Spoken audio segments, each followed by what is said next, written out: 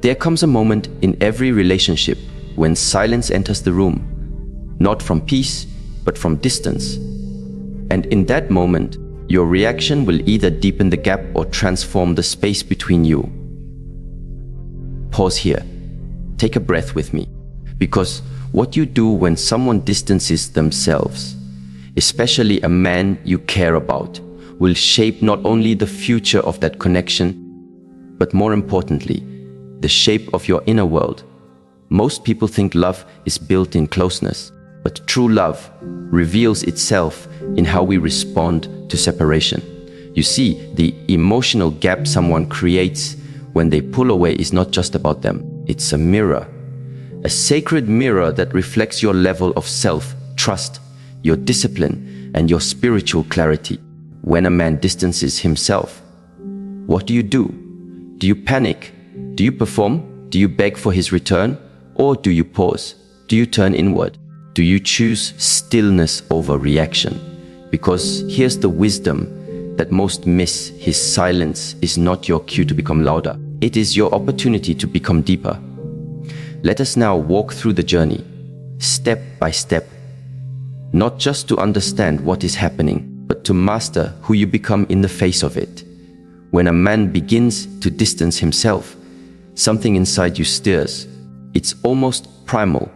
The tightening in your chest, the rush of thoughts, the urgent question echoing in your mind, what did I do wrong? The silence on his end feels loud. Loud enough to drown out your self-trust. Loud enough to awaken the part of you that craves resolution, connection, reassurance. And yet, this is the very moment you must learn to do the opposite of what your emotions are demanding. You must pause. But what does pausing truly mean? It is not passivity. It is not surrender. It is not giving up. The pause is an act of mastery, a quiet rebellion against reactivity. It is a conscious decision to not let someone else's emotional withdrawal become your internal chaos. The human nervous system is exquisitely sensitive. From a neurological standpoint, it is wired to seek safety in social connection. When that connection is disrupted, especially by someone you care about deeply, your limbic brain, specifically the amygdala, sounds the alarm. It interprets silence as a threat, and before you know it, your heart rate accelerates, your mind spins stories, and your body prepares to fight, flee, or fawn. All of this can happen in seconds. You may not even realize that your body has already decided to chase him emotionally before your logical brain even had a chance to weigh in. But here lies the quiet gift that few recognize. There's a space between stimulus and response. And in that space is your freedom. A woman once shared her story. She had been in a relationship with a man for 2 years. Deep emotional connection, shared dreams, and gentle laughter filled their time together, until one day, without warning, his messages slowed, his calls stopped, his presence faded like mist in the morning sun. She panicked. Every fiber of her being told her to act, call him repeatedly, ask what's wrong, drive to his home unannounced. But something inside her, a soft, whispering wisdom, told her wait. She sat with the discomfort. She breathed through the ache. She reminded herself that her worth was not hanging in the balance of his attention. 3 days later, he called. Not with excuses, but with tears. He had been overwhelmed, wrestling with family pressure, and was afraid to burden her. Her calm response, her space, holding, gave him something no one else in his life had: safety. And that safety brought him back, not just physically, but emotionally. The power of her pause changed everything. We live in a culture that glorifies speed. Swipe fast, text fast, fix fast. But the soul doesn't move that way. Emotional maturity is not about how quickly you respond, but how deeply you listen to yourself and to the silence that others sometimes leave behind. Stillness is not the absence of movement. It is the presence of awareness. When you pause instead of react, something profound happens. You stop outsourcing your peace. You stop letting someone else's emotional temperature dictate your internal climate. That man may be confused, afraid, emotionally unavailable, or simply processing something that has nothing to do with you. But if you immediately take his distance as a verdict on your value, you lose the one thing you most need in that moment: clarity. The pause gives you access to clarity. And clarity is the foundation of power in any relationship. A pause does not mean you abandon the connection. It means you return to the most important relationship of all, the one you have with yourself. What are you feeling? Where in your body are you holding tension? What story is your mind telling you about his distance? And most importantly, is that story true? This is not easy. It requires self-discipline. It requires emotional training. But think of the alternative: chasing, pleasing, over-explaining, begging. None of these behaviors have ever restored true intimacy. They only create emotional imbalance, where one person becomes the pursuer and the other the one being pursued. The energy becomes distorted, the connection strained. But when you pause, you allow space for the other to also feel, to miss, to reflect. You create a vacuum, yes, but one filled with integrity and quiet strength. And often, that vacuum becomes a mirror. If he sees a woman who does not beg, who does not panic, who does not lose her center, that reflection challenges him to rise, or, at the very least, reveals the truth of his emotional capacity. There's an ancient story from the East. A monk once stood by a riverbank. He watched as a scorpion fell into the water. Without hesitation, he reached out and pulled it to safety. But the scorpion stung him. The next day, the same thing happened. Again, the monk saved it. Again, he was stung. A young disciple, observing this, asked, "Why do you keep saving it if it keeps hurting you?" The monk replied, "Because the scorpion is doing what is in its nature, and I am doing what is in mine." The pause teaches you to respond from your nature, not from your wounds. When someone distances themselves, they may be acting from fear, confusion, or even selfishness. But your response should not be dictated by their nature. It should be chosen from yours. And your nature, your higher self, is calm. It is observant. It is not easily shaken. Modern psychology speaks of distress tolerance. It is the ability to sit with discomfort without needing to immediately eliminate it. People with high distress tolerance are more resilient, more emotionally intelligent, and far less likely to engage in self-sabotaging behaviors. The pause builds this capacity. Imagine this: you receive no message from him today. You notice the tension rising. Instead of reaching for your phone, you reach inward. You breathe. You place your hand on your heart. You whisper, "I am safe in myself." You sit with the ache, not because you enjoy it, but because you understand that fleeing discomfort leads to emotional dependency. And you're building something far greater than temporary relief. You're building inner strength. One of the greatest myths in relationships is this: if someone pulls away, you must pull them back. This mindset is based in fear. The fear of loss, the fear of being forgotten, the fear that you were never truly enough. But here's a deeper truth: someone's withdrawal is not always a reflection of your worth. Sometimes it is a test of their own capacity to handle closeness. And sometimes it is life's invitation for you to rise.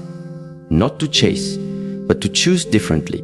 A young woman once wrote in her journal after a painful breakup, "I wanted him to fight for me, but what I really needed was to stop fighting myself."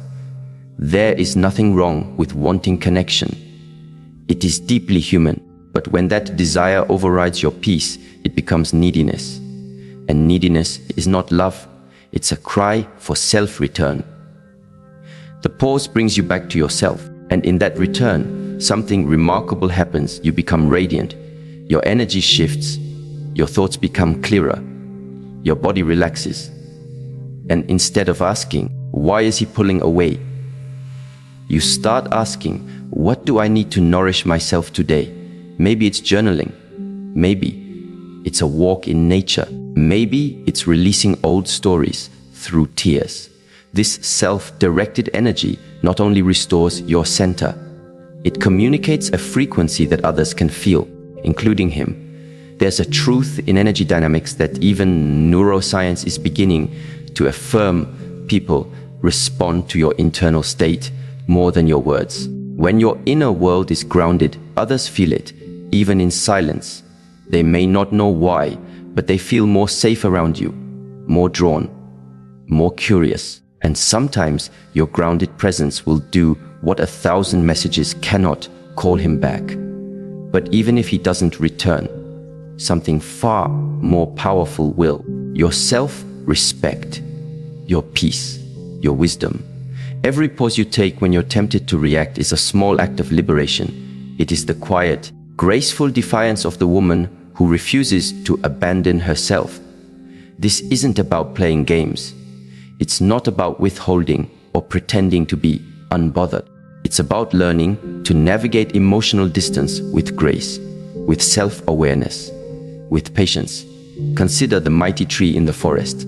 Storms come, winds blow, branches sway, but the roots remain. This is your task, to grow roots that are deeper than the storms of another person's moods. Relationships will always carry moments of uncertainty. People will pull away. They will become inconsistent. Life will test your emotional boundaries, but your power is not in controlling them. Your power is in your response. Your breath, your calm, your inner pause. This is the beginning of true emotional alchemy, turning discomfort into clarity, reaction into reflection, fear into wisdom. So the next time he distances himself, do not ask, what can I do to make him come back? Ask, what is life inviting me to master within myself? And in the silence that follows, you may just hear the answer. Not from him, but from the still voice within you that has been waiting all along. There is a moment, often overlooked, that quietly reshapes the outcome of a relationship. It happens not in words, but in the shift of energy. When you let go, not with bitterness, but with understanding. When you release your grasp on needing someone to behave a certain way in order for you to feel whole. This is the discipline of detachment. Now, detachment is often misunderstood. People hear the word and associate it with coldness, with not caring, with walking away. But true detachment is none of these. It's not abandonment. It's not apathy. It's freedom. It's the inner freedom that arises when your peace no longer depends on how someone else chooses to show up or not show up. In relationships, this principle becomes a lifeline. When a man distances himself, your initial urge may be to hold tighter, to fix, to explain, to convince. And while those reactions are human, they are rooted in fear, not clarity.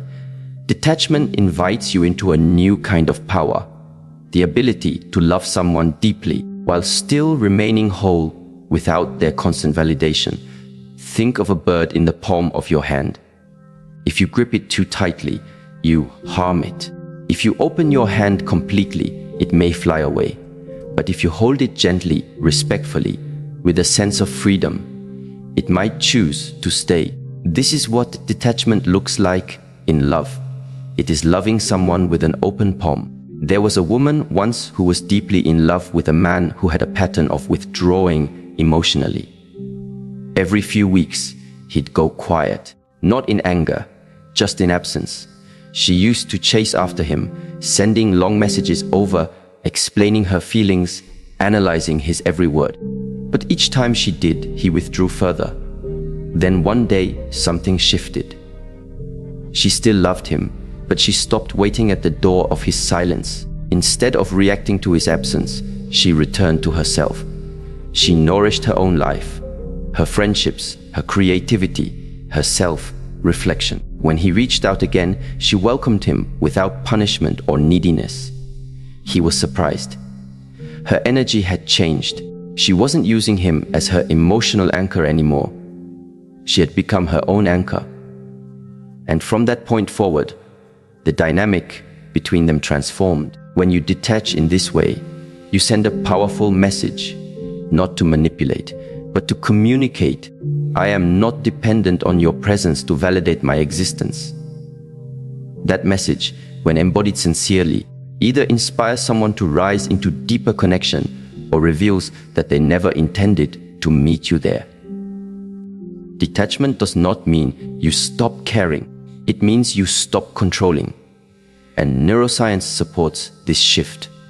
When your brain is in a state of fear, fear of loss, fear of abandonment, it activates the sympathetic nervous system. You enter a stress response, which clouds your ability to perceive clearly. But when you consciously let go of needing to control outcomes, you shift into the parasympathetic nervous system, your rest and digest state. In this state, your heart rate slows, your breathing deepens, and your thoughts regain coherence. This is why detachment often leads to unexpected healing, because it returns you to the clarity that fear had stolen from you. So how does one practice this detachment? It begins with small, consistent acts of inner alignment. When you feel the urge to check your phone for the 10th time, pause. When you're tempted to send that third message, breathe. When your mind spirals into stories about his silence, come back to your body, back to the now. This moment, this breath, this is where your true power lies. Emotional detachment is like training a muscle. At first, it shakes, but over time, it holds you upright. One of the most liberating truths in relationships is this: you cannot force someone to show up for you in the way you desire. But you can show up for yourself in every moment. And when you do, the energy you emit becomes magnetic. Not from effort, but from essence. This leads us to an even deeper layer, where energy begins to speak louder than your words. Everything in the universe is energy, including you. Your thoughts, your emotions, your intentions, they all carry a frequency. This frequency doesn't just stay within you, it radiates outward. People feel it, even if they can't articulate why they respond to it. When a man distances himself, he's not just hearing your words, he's feeling your vibration. You may say, I'm fine. But if your energy says, I'm desperate, he will feel that. You may try to act indifferent, but if your inner world is full of longing and anxiety, that dissonance will create tension. Energy doesn't lie. Think of a time when you walked into a room and immediately felt something was off. No one said anything. No one did anything. But you knew. This is the subtle language of energy, and it is always being spoken, especially in relationships. Now imagine this: a man begins to pull away. Instead of chasing, you return inward. You clean up your energy. You process your feelings. You grieve if you must. You reaffirm your self-worth. And when you do engage with him again, whether in words or simply in presence, you bring a different frequency. One that says, I am rooted. I am whole. I am not seeking to be rescued. This shift often creates a ripple effect. The other person may feel more safe, more open, more drawn to re-engage. Not because you manipulated them, but because your energy invited a different level of connection. There's a story of a woman who was deeply hurt when her partner suddenly became distant after months of closeness. She cried. She journaled. She wanted to call him and demand an explanation. But instead, she sat in silence one evening. She lit a candle, placed her hand on her heart, and said aloud, I release the need to be chosen. I choose myself. From that moment, her energy shifted. She started eating healthier, sleeping better, reconnecting with her art. Weeks passed. Then, one evening, she received a message from him. Not a generic hello, but a vulnerable admission. He'd been overwhelmed, ashamed, afraid. He had felt her pull back, but in that space, he realized what he truly missed wasn't just her presence, but her peace. This is the paradox. The more you seek to grip, the more things slip through your fingers. But when you become energetically aligned, grounded, accepting, present, you stop chasing what is meant to find you. Modern psychology refers to this phenomenon as self-regulation. When you manage your own emotional states, you create coherence in your body and mind. This coherence becomes a kind of silent invitation. Others may not even know why they feel drawn to you, but they do, because safety is magnetic, and emotional self-regulation creates safety. In the same way, dysregulation repels. If your emotional field is full of anxiety, neediness, unresolved wounds, you may unintentionally push people away, even if your intentions are loving. This is why doing the inner work is not just a personal act, it is an act of relational service. To regulate your emotional field is to respect the space between you and others. And sometimes the man who is distancing himself isn't doing so out of rejection, but confusion. He may be navigating his own fears, insecurities, or inner conflict. If you meet that with panic, you add more chaos. But if you meet it with calm, you become the stable ground he might need to find his way back. Let us not forget the story of the still lake. Two travelers once stood before a mountain lake. One threw a stone into it, creating ripples. The other simply watched the water until the surface became still.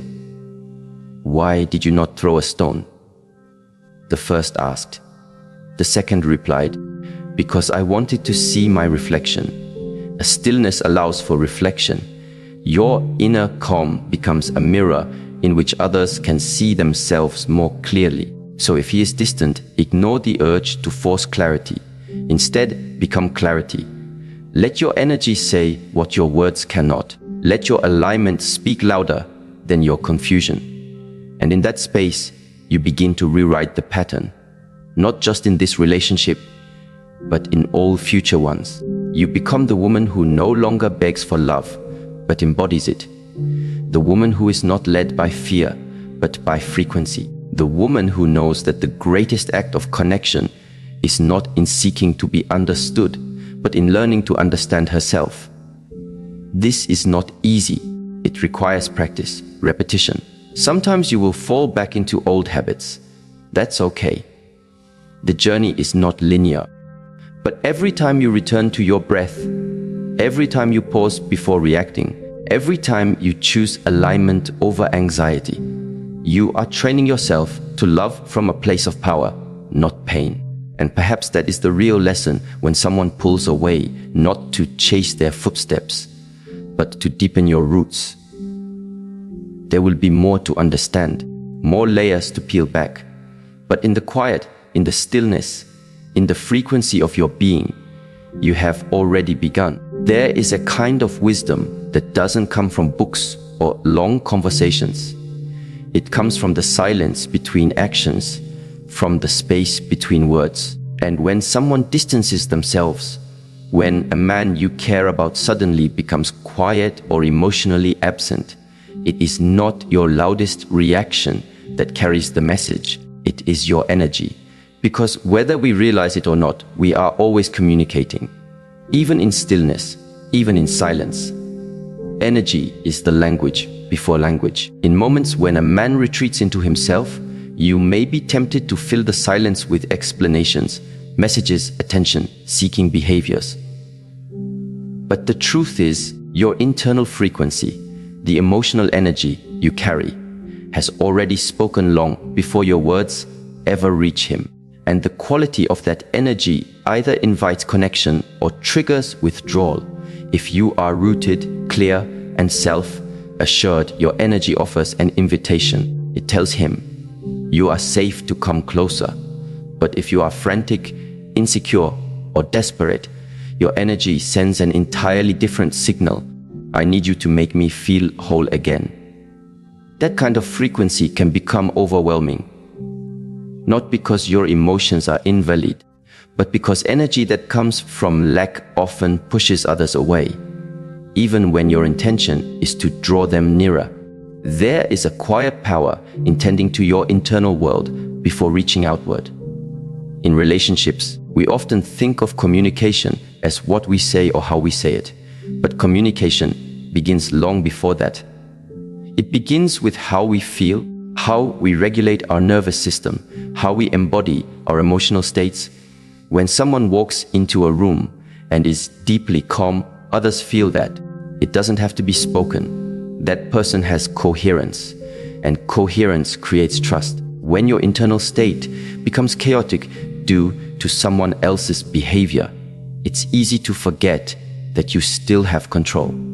Control over your breathing, your presence, your thoughts, and more importantly, control over the meaning you give to their behavior. A man may distance himself for 100 reasons that have nothing to do with your worth. He may be overwhelmed with work, struggling with emotional wounds, feeling confused about his own direction, or emotionally immature and unable to voice his needs. But if your immediate conclusion is, "There's something wrong with me," then you hand over your personal power. You reduce the situation to a narrative that doesn't serve your growth. This is where energy management becomes more than just a personal practice. It becomes relational wisdom. You can begin to shift your energetic field by first pausing, not rushing to conclusions, not assuming the worst, but taking a deep breath into your body and asking, "What am I feeling right now? Is this mine? Or am I absorbing someone else's confusion?" Your body is constantly feeding you information. Tension in the shoulders, butterflies in the stomach, a lump in the throat. These are not random sensations, they are signals.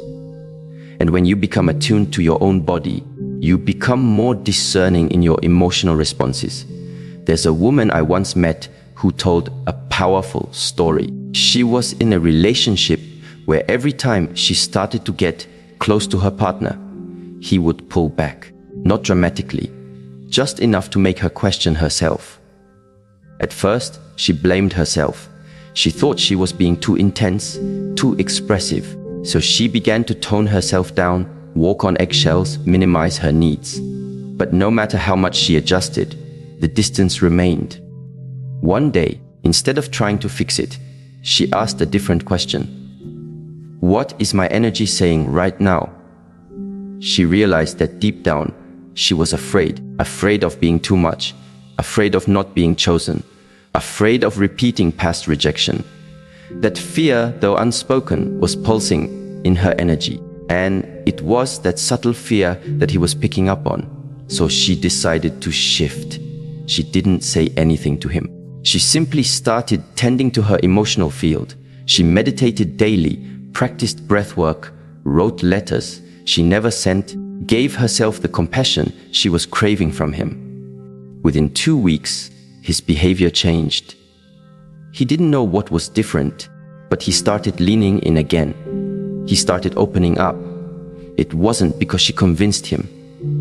It was because she changed the signal. When your energy becomes calm, grounded, and non-attached, you become a sanctuary, not a storm.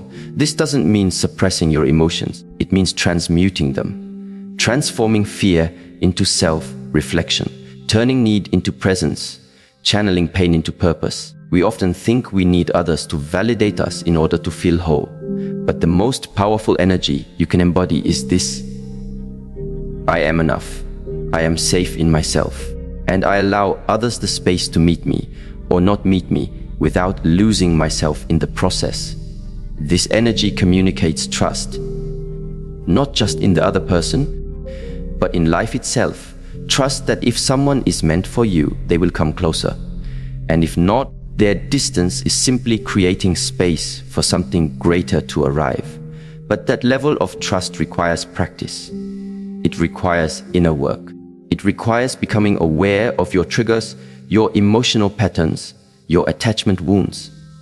Because when a man distances himself, your unhealed stories will begin to speak.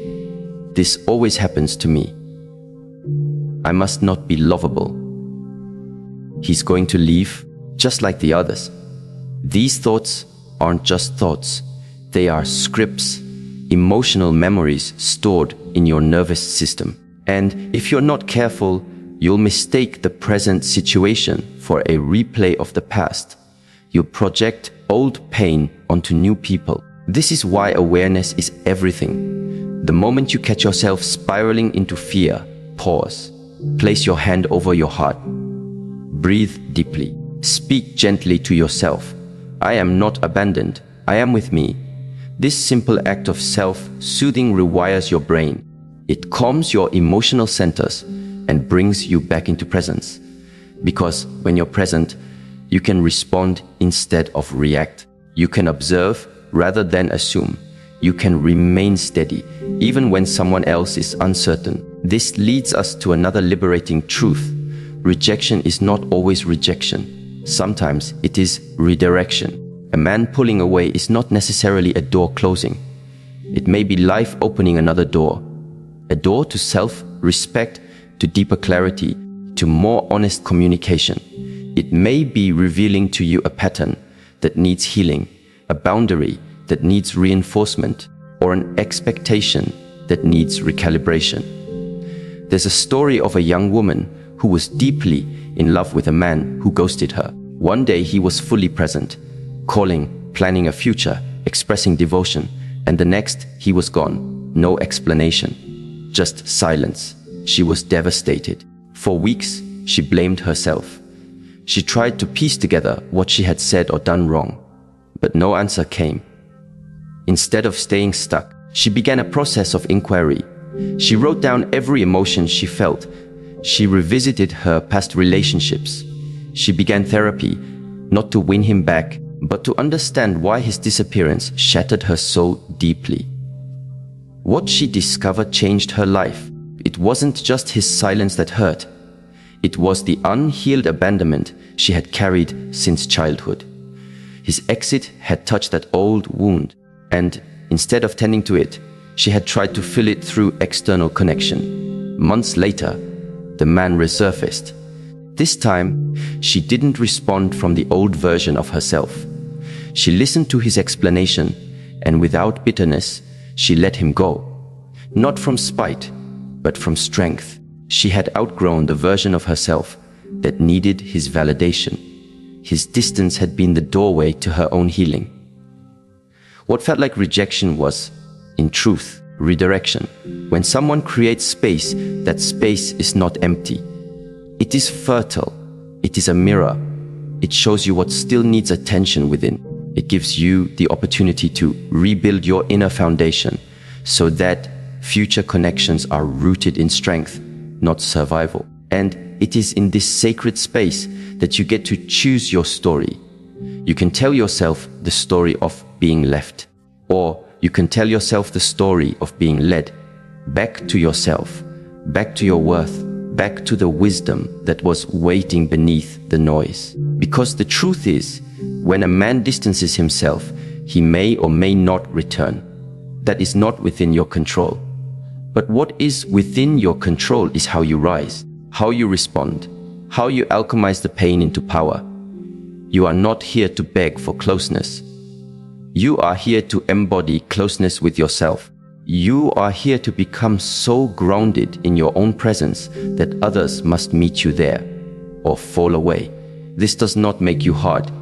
It makes you clear. And clarity in love is more valuable than charm, more lasting than chemistry, more essential than fantasy. So when someone pulls away, pause, regulate your energy, reframe the story, return to yourself. This is how you shift from reaction to response, from fear to wisdom, from needing someone to complete you, to realizing you were never incomplete to begin with. The path ahead will require continued awareness. Not every emotion will make sense at first. Not every interaction will lead to closure. But as you learn to listen, not just to others, but to yourself, you will begin to live in alignment with the most powerful truth of all. You are your own sanctuary, and no one can take that away. A woman who truly begins to understand her power knows that solitude is not a punishment. It is a privilege. This awareness emerges gradually, often after trials that test her patience, her loyalty, and her sense of worth. She has walked through the storms of disappointment, where love felt one-sided and presence felt like absence. But instead of allowing the emptiness to consume her, she learns to sit with it. She becomes a student of her own heart. This is not the loneliness people fear. It is solitude, the sacred space where healing, clarity, and personal evolution begin. There's a profound difference between being alone and being lonely. Loneliness comes from being disconnected from yourself while being surrounded by others. Solitude, however, is the courage to be connected to yourself even in the absence of others. Many women who choose to live alone eventually come to understand this truth. They begin to view their space not as a void needing to be filled, but as fertile ground where their voice, identity, and vision can grow without interruption. It's in solitude that a woman first learns to listen, not to others, but to the silent language of her own body, her own intuition. The world often teaches women to be accommodating, to stretch themselves for the comfort of others, to shrink their needs to keep the peace. But in solitude, all of that noise fades. She begins to ask herself, what do I truly want? The answer doesn't come immediately, but she feels it rising slowly from somewhere deep inside, like water breaking through dry earth. This clarity makes her strong, but not in the way society usually defines strength. It's not the loud, aggressive type of strength that demands attention. No, it's quiet, refined strength, the kind that allows her to sit in her own silence without needing validation. The kind that enables her to walk into a crowded room alone and still feel complete.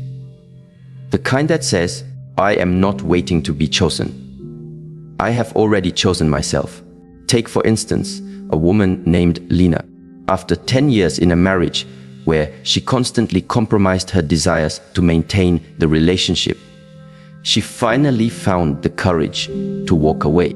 The world whispered that she would regret it, that she was too old to start over, that good men were few and far between. But Lena didn't listen. For the first time in her life, she chose peace over partnership, self-respect over obligation. The first few months were filled with echoes of doubt, but slowly, her home began to feel like a sanctuary. She painted her walls with colors she loved, lit candles that reminded her of her childhood, started dancing in the kitchen to old jazz records.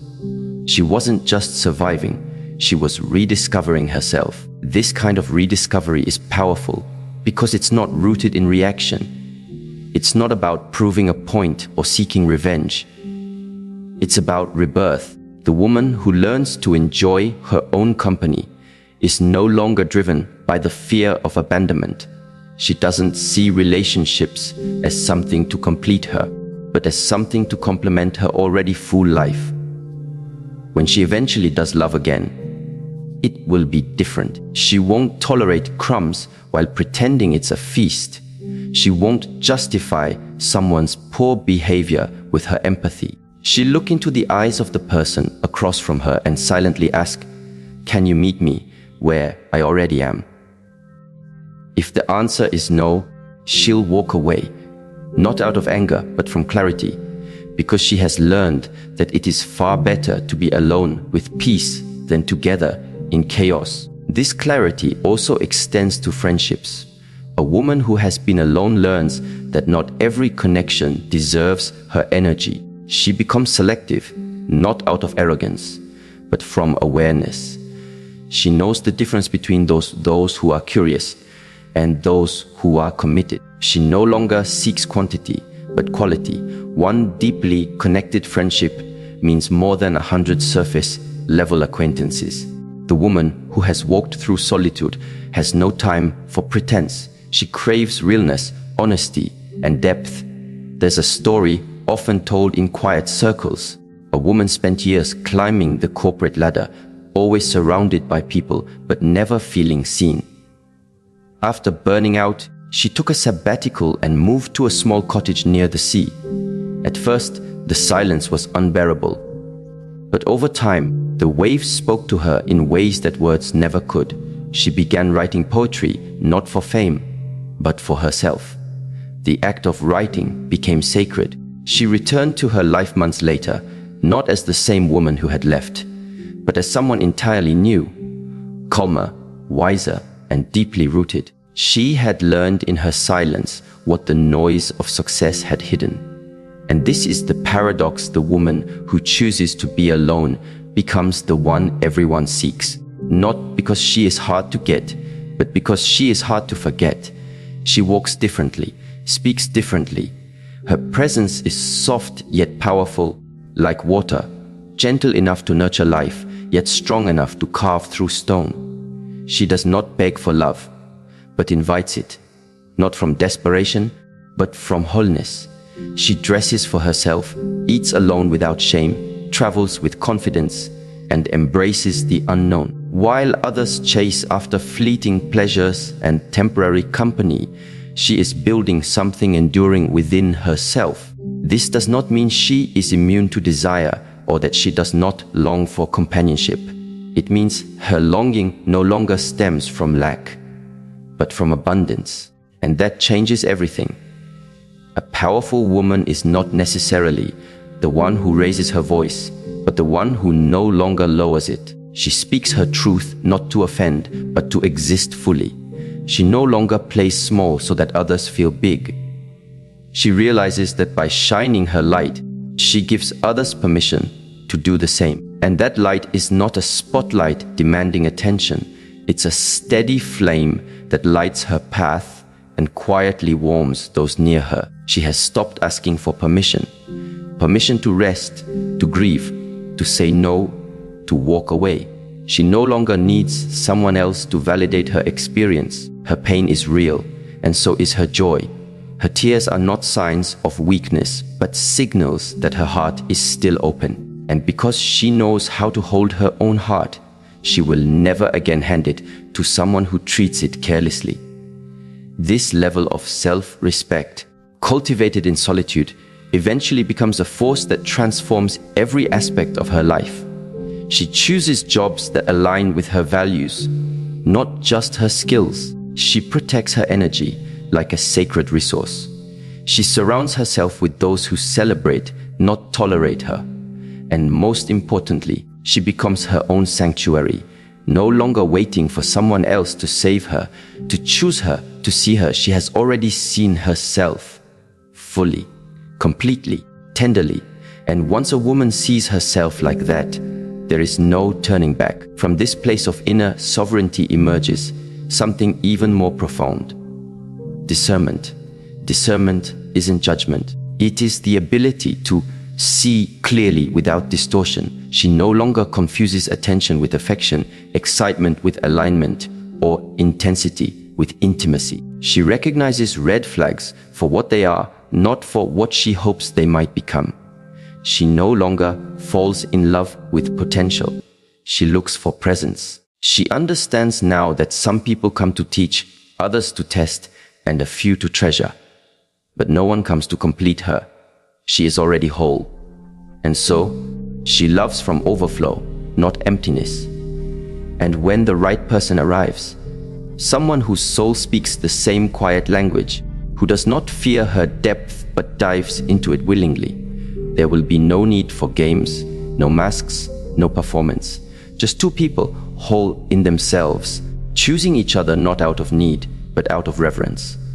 This is the woman who lives alone, not because she cannot find love, but because she has found something greater, herself.